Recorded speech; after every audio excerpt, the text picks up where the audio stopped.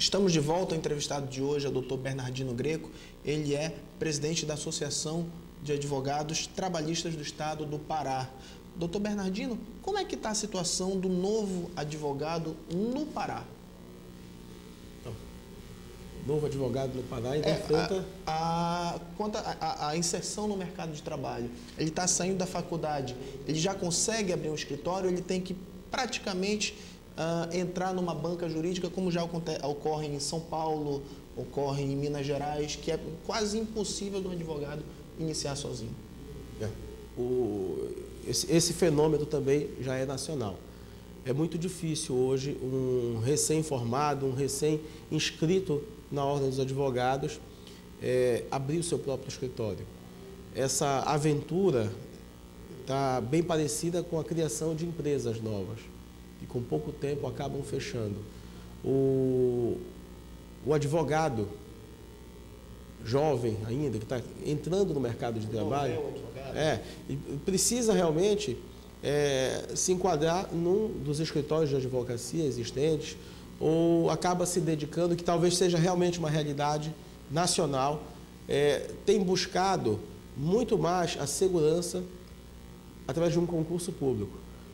Até com tristeza que eu vejo que muitos advogados, e aí não são trabalhistas, são os advogados de um modo geral, os advogados acabam exercendo essa atividade enquanto não conseguem um posto melhor.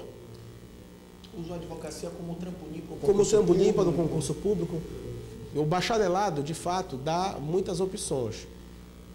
Exercendo a advocacia é uma profissão, enquanto se alcança algum concurso público. Na verdade, é por conta da riqueza do direito. O leque de opções que dá para o profissional. Mas o fato é que essa facilidade também tem atraído para a advocacia pessoas sem sem a tendência, sem a qualificação necessária, sem o amor pela profissão. E fica aquela situação do concurseiro, né? É o concurseiro. Que estuda para concurso e, na verdade, ele não sabe o que quer da vida. Ele quer um emprego melhor e quer um salário fixo. O legal disso, Rodrigo, é que quando nós falamos, por exemplo, da Associação de Advogados Trabalhistas, a realidade já muda. Porque a associação acaba atraindo o interesse efetivamente daquelas pessoas que têm vocação para a advocacia, que exercem a advocacia trabalhista diariamente. São essas pessoas que enfrentam problemas diários com seus clientes, com a magistratura, ou com o Ministério Público, ou com o serventuário. É quem precisa da proximidade da associação. Então, eles mesmos buscam a associação na ATEP, como deve acontecer também no Amazonas. Nós não vamos ter na ATEP concurseiros, nós não vamos ter na Associação do Amazonas concurseiros, nós temos efetivamente advogados trabalhistas, militantes. É muito comum, por exemplo, nos Estados Unidos ou países da Europa, as pessoas eles estudam para ser advogados, eles não estudam para ser um promotor ou um juiz, até por causa da situação econômica. Lá, um advogado acaba ganhando até muito mais do que um promotor ou procurador. O que será que a gente tem que fazer para virar essa mesa no Brasil e dar ao advogado uma vida digna, já que no Brasil, isso é um dado levantado pelo ano passado, somente 15% dos advogados ganham mais do que 4 salários mínimos. Me parece que o caminho correto para nós elevarmos a qualificação e o retorno também financeiro para o advogado, mas especificamente para selecionar o advogado pela vocação. A ordem e as associações não devem querer nos seus quadros pessoas que querem passar um tempo, passar uma chuva na advocacia enquanto não conseguem algo. A advocacia não é para curiosos, a advocacia é para quem tem vocação. Então, o caminho é realmente através da seleção. Assim como se faz concurso público para Ministério Público, concurso para a magistratura, o exame da ordem vem exercendo esse papel, no sentido de selecionar realmente as pessoas que queiram exercer a advocacia. E não deve ser fácil o exame. O exame deve ser para aferir a capacidade, mas também para fazer uma seleção mais rigorosa. Dessa forma, nós vamos conseguir ter um quadro de advogados com vocação, pessoas que realmente veem na advocacia o seu meio principal de vida. Até porque a Faculdade de Direito ela forma bacharel, não forma um advogado. Né? Muitas pessoas falam, eu sou contra... Aliás, todo estudante de Direito, enquanto é estudante, ele é contra o exame da OAB.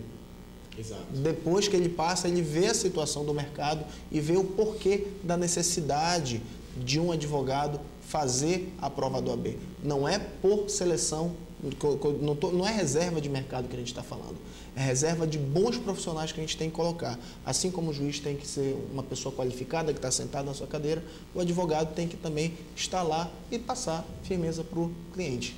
Exatamente, é isso aí. Falando um pouquinho agora da qualificação. Antigamente era muito comum você encontrar aquele advogado que trabalhava sozinho. Hoje, cada vez mais, os advogados estão se unindo e estão se organizando. Está havendo uma profissionalização dos escritórios jurídicos. O que tu achas, Bernardino? Tu acha que ainda é possível um advogado galgar sucesso sozinho? É muito difícil. Possível é. Dependendo do tipo de advocacia que se faz, principalmente se envolver apenas a advocacia preventiva, a advocacia de consultoria. Mas a advocacia contenciosa realmente exige a presença de outros colegas para auxiliar, seja como sócios, seja como contratados, mas o advogado sozinho hoje tem muita dificuldade de atuar. Basta imaginar uma pauta de audiências em que num dia tenha 3 audiências, o advogado sozinho dificilmente vai conseguir se desvencilhar de todo o seu trabalho.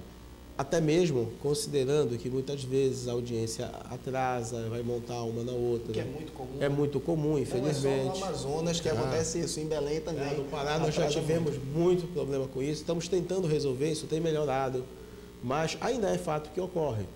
E vai ocorrer, isso é inevitável. A questão toda é a postura que o judiciário vai ter em relação aos advogados e às partes que estão aguardando na sala de espera o início da sua audiência.